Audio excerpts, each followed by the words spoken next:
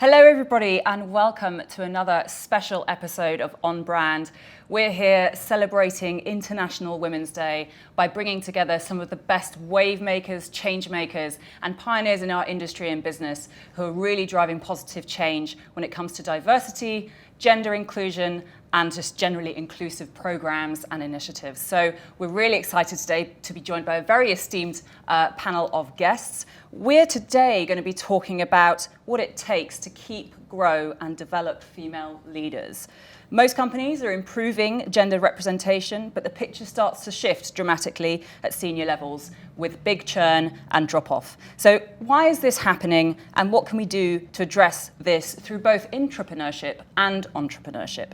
So over the next 30 minutes or so, you'll get to hear what our panel thinks. For those tuning in live, you can send through questions on our live Facebook feed in the comments below, or equally, you can send questions through on Twitter using the OnBrand hashtag and the Each for Equal hashtag.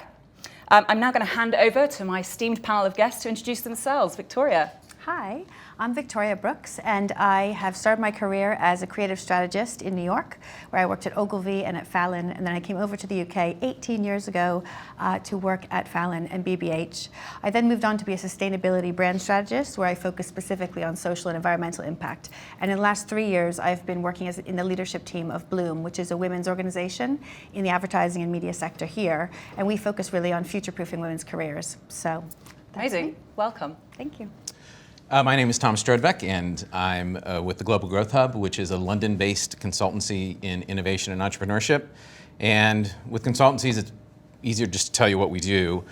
We run programs for entrepreneurs, largely in emerging and frontier markets, but we work with small companies, but we also work with companies that might raise venture capital. We work with a network of venture capital in England and in Europe.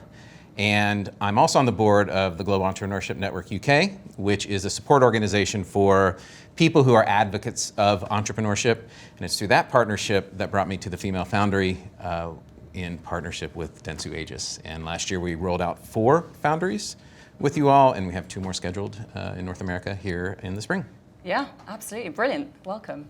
Zuzanna. Hi, thank you for having me. I'm Zuzanna Gierlinska. I'm head of automation at Spotify. I've been in the industry for must be about 18 years now, very much focused on data-driven marketing, and that's something I'm really passionate about, and I spend a lot of my focus and energy really trying to shine a light on the complexities of our industry. And I would say that most of my life actually is spent very much as a juggling act. So I'm juggling the demands of an international role that has a lot of travel associated to it. I'm juggling being the mum to a 3-year-old son, and I'm juggling the requirements to keep visible in our industry. Wow, well, we look forward to hearing some of your experiences and stories today. Venya. Hi, so my name is Venya Wijegoonewardene, and I'm a strategy partner at Carat UK. I work primarily on the Diageo Europe business, who obviously do loads of really great stuff in inclusion and diversity. I personally am very passionate about inclusion and diversity because I believe more diverse voices means more creative thinking and lots of interesting things can come out of that. I'm also the founder of Dentsu's BAME network, which we're about to launch in a couple of weeks. Exciting. So just to kick off, obviously, you know, the stats don't look good. And Victoria, I'm interested to hear around what you've been doing with Bloom around some of the research. And, you know, is that drop-off happening, do we think, at that kind of senior level where we start to see women fall out of their career when life priorities shift? Is that happening? And what else have you kind of found through the research with Bloom? It's been very interesting because we've actually identified what we call the window. And essentially, women are often felt that they are not having the gravitas to have an impact in a business up until they're in their early 30s. And then they're expected actually to be going off to have a baby. There's an expectation within the business that perhaps they're not as focused as they once were on their progression, but instead focused on family. Now, obviously, this is a very generalized assumption, and it's not realistic, and it doesn't match the reality for many women. So there's the window of opportunity to actually get to those senior levels is very narrow. So a lot of the work that we do is to understand how do we stretch that window? How do we make that window of gravitas at an earlier age, but also extend the relevance of women beyond the point at which they're being considered to perhaps have their focuses in their life. So what we do to create this research is we have created something called the Booth of Truth. So in 2017, we launched this booth where women could come in anonymously at any of our events and write down anonymous confessions or truths that they're experiencing within their business and within their day-to-day life that they can't share other places, so that we could kind of shine the light on those voices that are not being heard and understand the true sense of where the rub is, where's the friction in the industry, and where are those barriers for women. So I'll read you just a few of those verbatims because I think it is really useful. I'm 48 and I've never had a female boss. Lack of female representation at a very senior level is a huge problem. So that's about lack of visibility, and that's a huge problem that And we role continue to modeling, see. right? Exactly. Right now, 17% of creative leaders in the industry are female. So the numbers are not great. 36% if you're looking at more broadly across management. Another one here. I was passed over for a creative director role despite the recommendation of my outgoing CD because I was due to go on maternity leave. So the idea that actually that moment of progression is then suddenly skipped over becomes a real issue. So you can see within the verbatims, and there's one more here, I was told coming back from maternity leave by my MD, I guess you want to take it easy now, when I felt the opposite, but it seemed my fate was sealed. So I think what you see is this point of departure, where women either carry on and go up to the board, or they leave the industry to become an entrepreneur perhaps, to go freelance, or to go contract, or leave the agency side perhaps. And what do we feel is driving that drop-off at that particular stage? Is it any particular factor? I think the evidence we see is there's actually a lack of female sponsorship within the business oftentimes, and there's a lack of a career trajectory. So they don't see those role models at the top where they can see women who actually have arrived there. And there's also an expectation of women that they will operate in a way that is more pressured than men at the same level. They're more likely to be pulled up for failure, and they're more likely, what we see in our research, that they're actually having more scrutiny placed on their work day to day. And Zuzanna, obviously as a single mother, I'm sure that you've sort of experienced some of this firsthand, or have you experienced that at all in terms of lacking that sponsorship, that role model that will help you kind of move to the next stage? I think the biggest thing is just lack of awareness. So if you think about the actual sort of maternity or paternity policies, companies are certainly getting much better at that, and government's doing a lot in that space as well. But what's really lacking is that return to work. So for instance, at Spotify, we have a very generous maternity and paternity policy, 6 months full pay to either the mother or the father. However, there's nothing then to catch you when you do come back. And I think especially women, and speaking from my own experience at a more senior level, where your job is more demanding, so in my case I have a lot of international travel, it becomes really challenging to balance that and still feel that you can go home and be a good mum. And there's really very little set up in the workplace to facilitate that. So I'll give you an example. When I first came back from maternity, I'd started at Spotify. It was a new role, and I spent quite a lot of my time in New York. And there was demands for me to be at times 4 days in New York. And with a 1-year-old son, that was a too long a departure time to actually leave him at home. And so I actually took him with me. To everybody's initial sort of surprise, and I did a lot of homework trying to find a nursery locally in New York to put him in, but there was nothing around me. There was no support network. There was nothing that I could reach out to within the workplace to help facilitate that. And it wasn't an intentional miss on the company, it was just not a consideration. And I think companies really need to start thinking about being able to support women at that more senior level, so that they can feel that they can still step away and be mothers and continue to be mothers when they come back to work, but in a supported way. And Tom, I'm interested to hear your perspective kind of working with entrepreneurs. Obviously entrepreneurship brings with it a sense of, I suppose, flexibility, because it's your business and you can kind of set the rules. So are you seeing any kind of trends, firstly, when it comes to working mothers, for example, taking more of an entrepreneurial role? Yeah, and I think the trends are reasonably positive with some exceptions. There are organizations that are now advocating for women entrepreneurship, and in the high growth space, more women are studying STEM, and that's leading to more creative energies into technology companies that might launch. They're still underrepresented. Our company works with other underrepresented groups, and we try to look at why that is.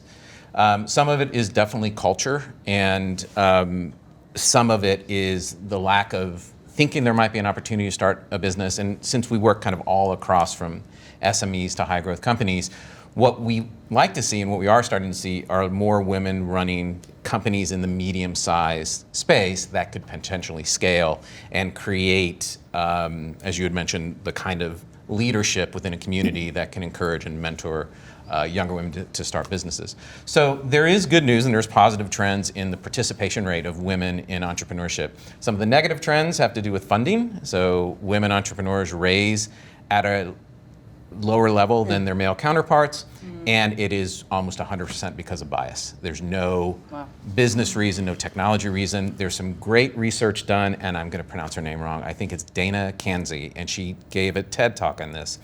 And she studied the questions that women entrepreneurs are asked versus the men in pitch events. In TechCrunch, actually, was so this big TechCrunch Disrupt, I think, was the contest. And she discovered that women are asked defensive questions. How are you going to make sure the business is successful? How are you going to keep your customers? How are you not going to lose? And men were asked aspirational questions. How are you going to scale? How are you going to conquer the world? And stuff like that. And the answers were different. And in general, the women raised at a lower rate than the men. And her research is fantastic. I think she's at Harvard. But if you look it up, you'll find her TED Talk, and her TED Talk is excellent. So that's on the not so good side. In the Foundry, we saw a lot of really, really interesting things because we were in some frontier markets, but we were seeing companies, because some companies are some companies are aspirational. These are people who want to do something special. They want to change the world, or they want to launch something. And some are launched because they don't have any other options. We were seeing more aspirational companies in the cohorts, and that was really good. Oh, that's amazing.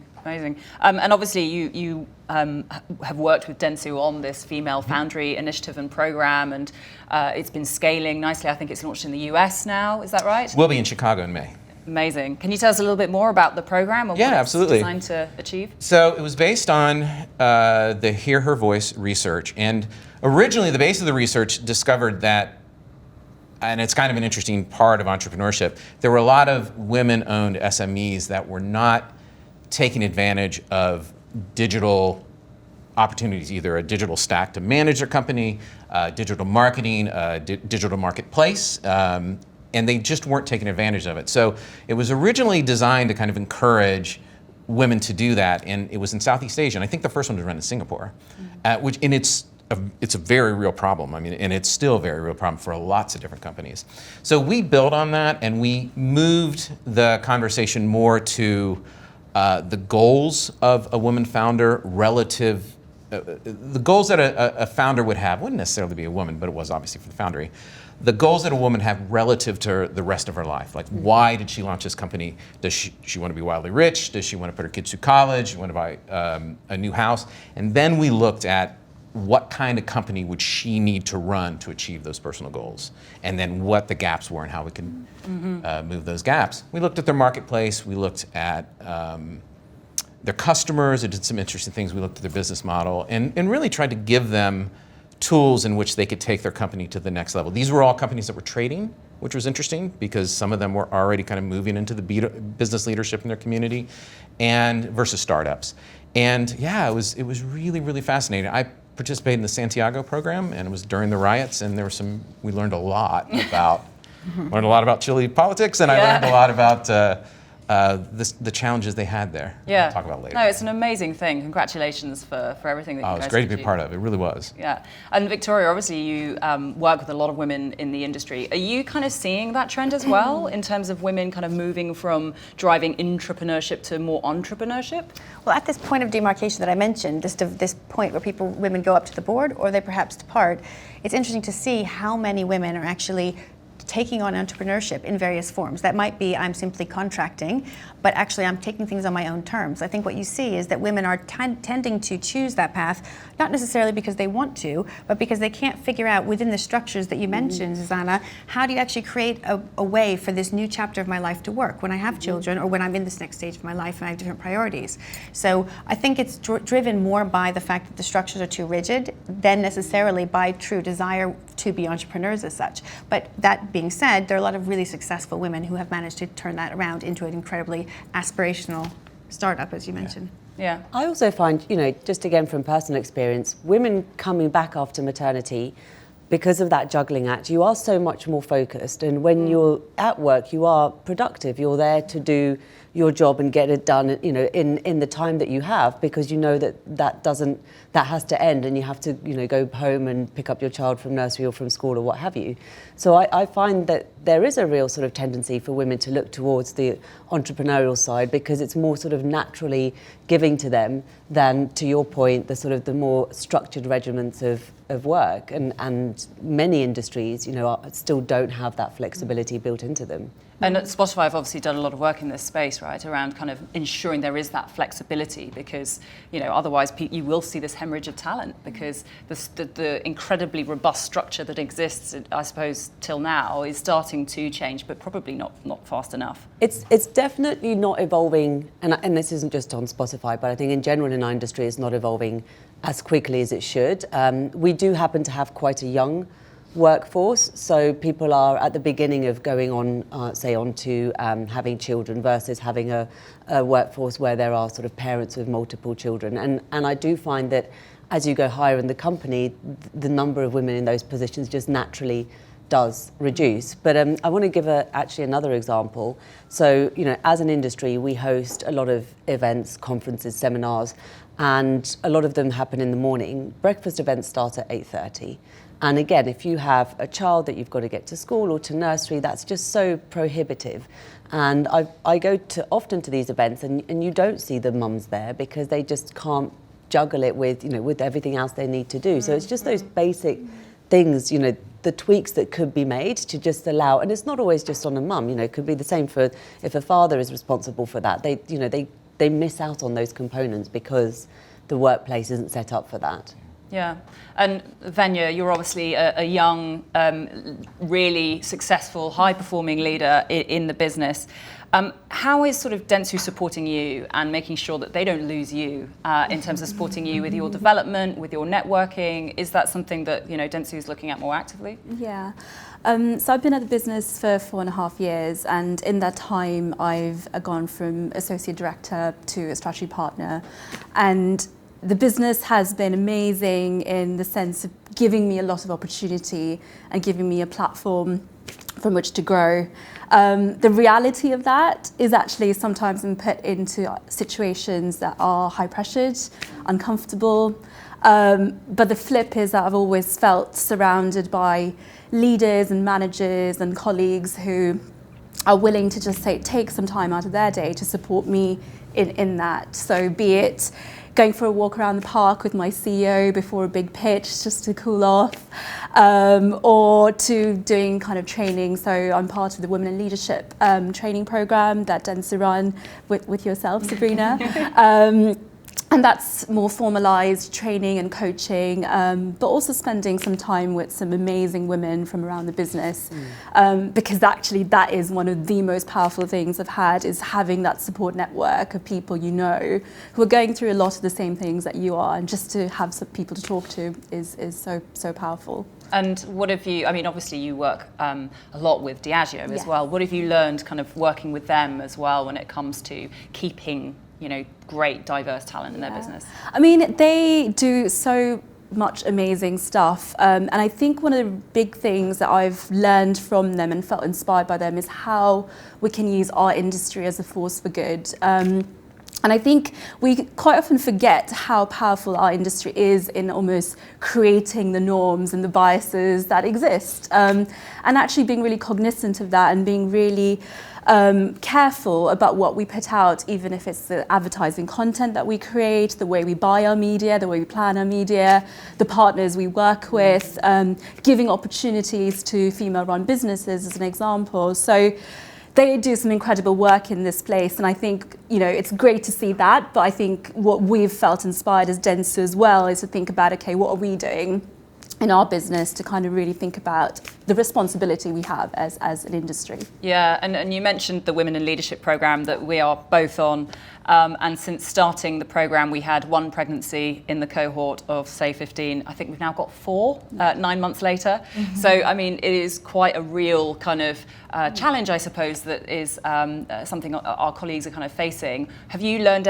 anything from your peers as well in the program in terms of some of the real, I suppose, you know, there is this kind of assumption that actually it's just maternity leave, it's normalised, it's fine. Are you actually seeing the other side of the coin, seeing some of your friends going through that? It's actually the anxiety a lot of people feel about going off, and concerns about what's going to be there when they come back. Is the business going to look different? Is my clients going to look different? Like all those things that happen sort of underneath the surface. And I think if and when I get into that situation, I don't know how I'll feel, but knowing that there's a group of people who we can openly talk to I just can't stress how important that is, and creating a safe space for that to happen. But equally to go and have difficult conversations with the business and say, look, here are things that you need to change, because if you don't change, you're going to lose us. Yeah. And Victoria, are you seeing that at Bloom as well, that anxiety, I suppose, about going on maternity leave? Absolutely. I think what you bring up, Venya, is this importance of creating the safe space, and that's very much what we focus on within Bloom, both for women, and now increasingly we're involving men in our process, because we feel like the whole conversation about maternity leave isn't just about maternity, it's about the cultural perspective about parenthood. So it's actually about the way that men are perceiving paternity leave, and it's about the gap that exists between culture and actually the reality of what's expected and acceptable within a business. So you can have the most amazing policies, but if actually no one's actually taking that leave, then it's actually not okay to take it. And therefore, I had an example from within a business of a woman who said, well, our female CEO has just had her 4th child, and she's actually gone straight back into the work, and actually within a week or two. And that actually implicitly makes other women feel like, actually, maybe I should do the same, and I shouldn't necessarily take that time. So I think it's important to understand that we need to not just put the policies in place, but that we need to create the supportive cultural structures that allow women and men to actually fall into that fold. Because the more men are taking paternity leave, then actually it creates a norm throughout the business that it's not just women who actually are taking that pause to do some very important cultural and societal work, but men are doing the same. So it just kind of norms the whole thing, and hopefully it will kind of even out I would time. say it's still very much left to the individual to, when they return to work, or even for the father taking on parental responsibilities, to negotiate that flexibility. And you feel it that it's, it's a burden on you, versus, again, the company having a more open culture, or even, policies in place that can help you from the beginning. And this is where a lot of people do have that anxiety and do have that concern. And I actually had a real conversation with a colleague when she came back, and she was very afraid because she felt that it would make her look like she wasn't committed to her role if she started to want to reduce her hours or have an earlier leaving time. So there is that real fear, and I just think the lack of, when it's down to you as an individual to sort of go and say, well, is it okay, can I?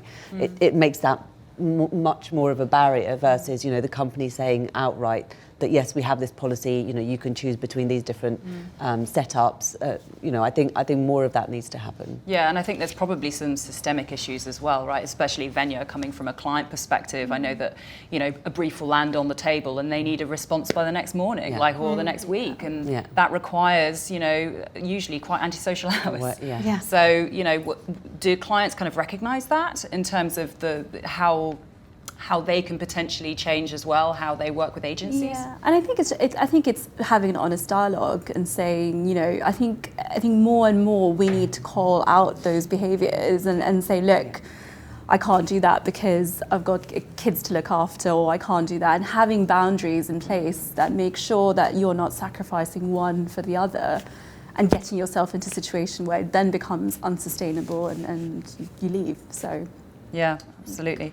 And Zuzanna, I imagine you have a lot of personal experience as well as a kind of single mother coming back. What do you think organisations can do to support returners to work better? I definitely think there needs to be a thought beyond just the maternity leave. There needs to be a consideration for onboarding that person back into their role. To your point, very often if you're away for a year, your company change, even the makeup of your team might have changed. So having some way of ensuring that individual feels that they can quickly come back into their role and not feeling, a little bit like an outsider. And then I think companies do need to have a much clearer view on the flexibility within the workplace, and not expect it to be on the individual to go and kind of negotiate those terms to have something laid out. I think that would make a really significant difference. I wanted to call out actually one website. It's called Pregnant and Screwed. It's a very, very great help, and especially if you're looking to negotiate or have even not know how to have that conversation. There's some great tips for starting the conversation around flexible working. What is legally your rights to that, and so I would really recommend that people have a look at that if they want some easy tips on that. Yeah, sounds great. It is brilliant, I have to say. And the other resource that is a new program within the industry just last year is Creative Equals Creative Comeback. And that is about bringing talent, and it's not just women, but it's mostly women, because anyone who's had a break in their career, it's upskilling them in bringing them back into the business. And they do that in partnership with Diageo, actually.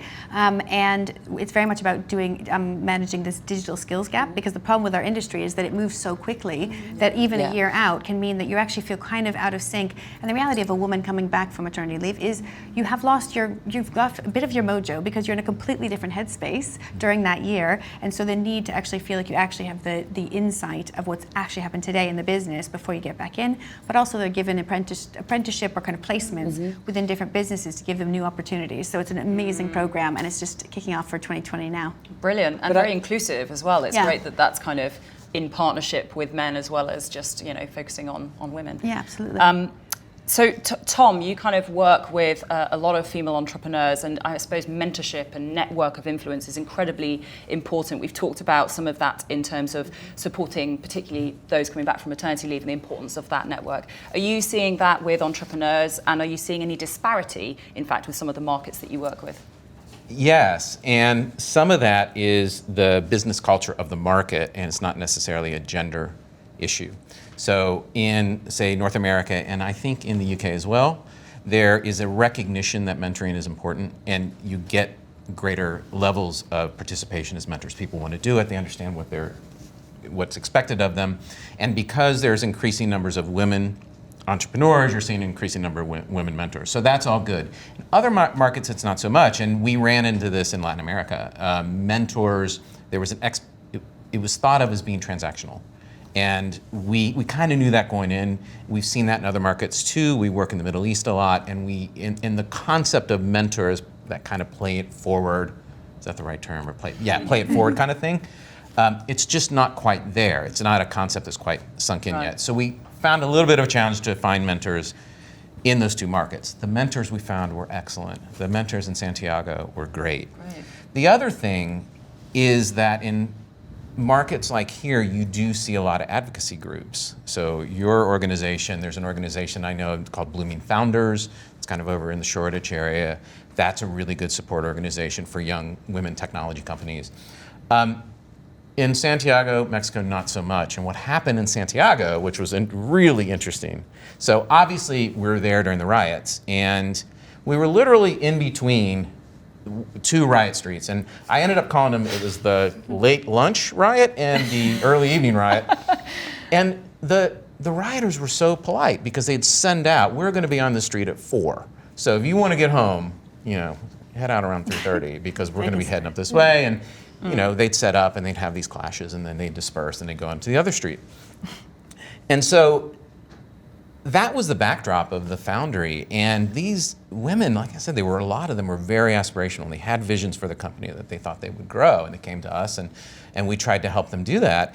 And they bonded so quickly because they were trying. It's hard enough to grow a business anyway, and all entrepreneurs go through serious times of doubt. Like I'm not going to make it. I'm not going to make payroll or whatever. There's a phrase when you're an entrepreneur, you sleep like a baby, you wake up every 3 hours and cry. And so we all have that. But they had the additional pressure of not just the riots and the conflict and all that, and tear gas coming through our hotel when we were trying to teach, but also recognizing that they were kind of on the vanguard of this major societal change. And so not only were they trying to make a difference to their companies, they were aware of this push in Chile in general to make it a more fair society. And anyway, so Dentsu Aegis said the strategy was that we were going to create this follow-up network And we're going to use channels that people use anyway. We don't want to create a website, that people wouldn't go to. We wanted to use WhatsApp or LinkedIn or whatever. And we created a WhatsApp group. And they started communicating right away because they were trying to coordinate either how they would get home or how they'd get to the protest, because a lot of them were really engaged in that. And it is the most robust WhatsApp group today. And I don't understand a word of it because it's all in Spanish. But they communicate to each other 10, 15 times a day, and they exchange their successes. And that was actually one of the big goals of the founder, is to kind of create this support network that you would then see become the mentors for the next level. We have exactly the same thing with the Women in Leadership group, don't we? We have our WhatsApp group that's pretty active. Yeah. I think the power of the network cannot be undermined. Again, coming back to work, being a single mum, facing a lot of new challenges, and having people to be able to reach out to, either from a role model perspective or just to bounce ideas off or even emotions off. It's so important. And again, I would encourage anybody. There's a lot of private Facebook groups around that, like the Career Mum or Flexible Working People like us. There are so many to connect into them, because you find people in very similar scenarios as yourself, and that instantly sort of starts to break down some of that fear and some of that concern. So I'd really encourage that. It's brilliant, and obviously, the importance of network doesn't just apply to women. Venya, you're doing an amazing job in this space when it comes to building our first BAME network here at Dan. Do you want to tell us a little bit more about that? Yeah, we're really excited. So we'll be launching Represent in a couple of weeks, and we've been working on it for over a year now. And I think I'm just sort of trying to think of what was the thing that sparked this in me, because there's a lot of discussion in the industry around BAME at the moment, and the campaigns obviously had a BAME-focused edition in February. And it was actually this very specific, my first meeting I had with the Diageo Europe CMO, Amrit Thomas, who had just moved over from Diageo India. And I came away from that meeting feeling so incredibly inspired by him, because he just has this very authentic style, and it's very different to what I've seen before, but he creates this energy among his team that is incredibly inclusive, quite unassuming, and it really struck me how much visibility, I think to your point, I didn't really fully appreciate how I would feel by seeing someone who looks different and who looks, from a different ethnic background in a role like that. And it made me reflect on how important your culture and your background is in defining what your style of leadership is, and who you are in the workplace. So forming this was sort of inspired by that, but also bringing together a whole bunch of people in this business who feel exactly the same. And I think for us, one of the biggest thing is about the internal dialogue and a safe space for us to come together and have a conversation. Because, the numbers on gender are bad, but the numbers on BAME representation are even worse. And I think I'm just going to use a stat from Creative Equals, actually, which said white men are almost 3 times as likely to be in a senior position as a woman of colour, and almost 6 times as likely as a black woman. So the industry, as I said, going back to our responsibility, we are the people who are creating those biases. So if we don't have diversity in our businesses, how can we fulfill that responsibility in a responsible manner, basically. I think it's so interesting, because one thing that we've been looking at Bloom is how do you unlock those difficult cultural conversations, because there's a lot of awkwardness around bias in the industry, because they are blind spots, and there are places that we don't necessarily want to look. They're uncomfortable. They feel we don't want to ever perceive ourselves to be biased, and yet of course we all are. So we launched this program called The Exchange, which was about linking C-level executive men with director level women and having them cross mentor each other. So the women were mentoring the men about this point in the road, the fork in the road, and helping them understand how hard that is and how the barriers that were in their way, so that they could actually figure out how to overcome them. And then similarly, the men were mentoring the women about how to overcome that barrier themselves. So that two-way conversation, we had 20 men and 20 women over the last year, and it has been so dramatically, I mean, I did not expect the results that we had in terms of the changes that were taking place, in terms of literally just eye-opening, just seeing that blind spot for the first time, because you create the safe environment where two people from different companies are in a completely confidential environment and they can explore topics that they couldn't ask anywhere else. I was part of the program and we had conversations like, okay, so when in our industry everyone kisses hello, is that okay? Like, should we still be doing that, or is that wrong? I mean, obviously now with the corona we're doing like weird elbow pumps, but I think that. I got that memo. No, exactly. But I think what's interesting is just about those kind of conversations are what unlocks this, not necessarily an unconscious bias training session where you sit there for 3 hours and you learn in a kind of workbook fashion what to do. It's about visceral empathy. It's about actually walking in your shoes and understanding we all have biases, and the only way to figure out that they're there is to have a really in-depth conversation about how do you feel every day. And I gain a huge amount of empathy for a male leader, a white senior male leader right now, and how difficult that is. So it can go both ways. Yeah, absolutely. We've had a couple of questions through. The first one is around how can we build a stronger, more inclusive culture of sponsorship? And I think what they're talking about is this sort of shoulder tapping that happens a lot in what some might call the boys' club, which came up in a previous panel. So how do we do that? How do we build a more inclusive culture of that sponsoring people to get up that ladder? Anyone want to take that?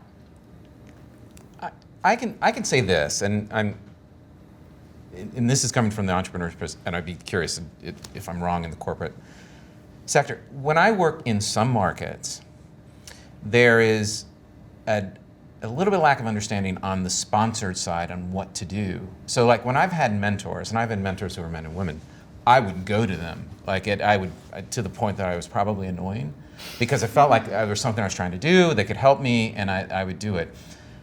I see, and this is not necessarily gender specific, I see in markets, in places where mentorship is not quite as understood, that the roles, they don't know what the roles are, not necessarily even the skills of mentoring, but what is expected of them socially. What is the social interaction between a mentor and a mentee? And when should a mentee come to me, in instance? So I still work with a couple of the companies in Santiago. We ran a cohort in Iraq last year, and so I have some companies that I work with from the Kurdistan region. But they won't come to me. But if I go to them, they're like, yeah, we definitely want to talk. We'll talk for an hour and get a lot done. So I think that might be part of it, like what is exactly this looks like in some markets. I may not be true in, say, the corporate market in London, but I do see that in a lot of places I go. They don't know what the social expectation is between a mentor and a mentee. And I think it's the awareness as well of what the difference is between a coach, a mentor, and a sponsor. And a sponsor is very much that person who's kind of got your back. So if anything comes up, that they're the ones that come to you and go, yep, I know, Sabrina, you need to talk to Sabrina. So. Yeah, I'm just in the process of actually working with a company trying to develop a new sponsorship program, and one of the challenges that we've come up with is that actually, in order to match people in a sponsorship program, it has to be someone that the leader actually has a genuine connection to and believes in that more junior person, because they've got skin in the game themselves as a senior person. They've got to put somebody forward in the company, and so it has to be matched very carefully, and I think it's all about trying to understand the nuances within the business and how those alliances are made to make sure that those alliances are not biased, because otherwise you wouldn't necessarily have somebody that... Yeah, I mean, exactly that. It's very natural to default to matching with somebody that's like you, and somebody that's similar to you, whether it's your culture or even from your sex. It's easier to do that. So having to sort of stop and really think about it and trying to introduce that lens of diversity and inclusion at that point is it is on us, and it is on businesses to do that. It's a hard step. But it has to be done, because otherwise it will just be a repeat of the same old. And to the question, it will always be a certain type of people that are going up that sponsorship ladder, and not others. Yeah. We've got time for one more question, which I'm going to ask all of you before we wrap up. This year's theme is Each for Equal for International Women's Day, and I would just love to hear, and I'm sure everyone who's tuning in would love to hear, what that means for you individually. So, Venya, what does that mean for you? Lots of things, but I think do you know what?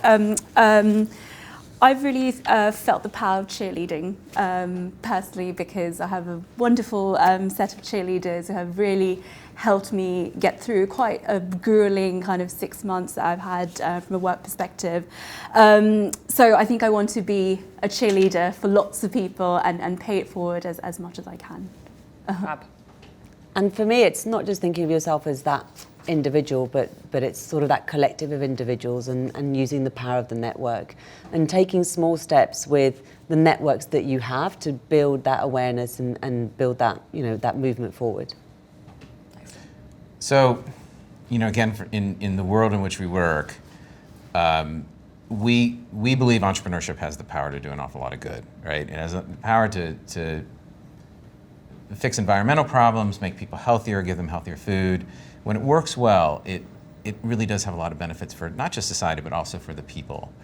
And it can only do that if there's a lot of folks participating. And for the longest time, women didn't. And you just can't have in a society half your talent, half your brains, half your creativity on the sideline for arbitrary reasons. So to have a greater participation has societal benefits beyond what we can imagine now. And so for us at Global Growth at Gen UK, that's a big part of making sure there's much more participation in any underrepresented group, but in the context of this conversation, women in entrepreneurship. They see the pathway that they can fulfill their dreams, create great companies that matter to their families and to the communities, and it's a big deal. So yeah, inspirational. And for us at Bloom, we really talk about how the only way to reach true equality is to remove the barriers that are in our way. And those need to be removed one by one. There's cultural barriers, there's industry barriers, and importantly, there's barriers within ourselves that we continue to reinforce, those blind spots I mentioned. So I think it's really important that Each for Equal is embraced. We all take a responsibility, no matter who we are, to look at those blind spots, own them, and then overcome them by listening to others and supporting them. What a fabulous note to end the session. Thank you so much for joining us today. I hope you enjoyed it as much as I have. I know I'm certainly coming away incredibly inspired and really happy that I have such a strong network through obviously the Women in Leadership program here at Dan. Thank you to everybody who's tuned in. Thank you for your questions. Sorry we couldn't get round to all of them today. But for those who are staying put, do stay tuned. We've got another session at 2 p.m. talking about the business case for change with Dentsu and Salesforce. So stay put, stay tuned, stay engaged. And thank you again to my panelists and for those who joined us today. Have a great day.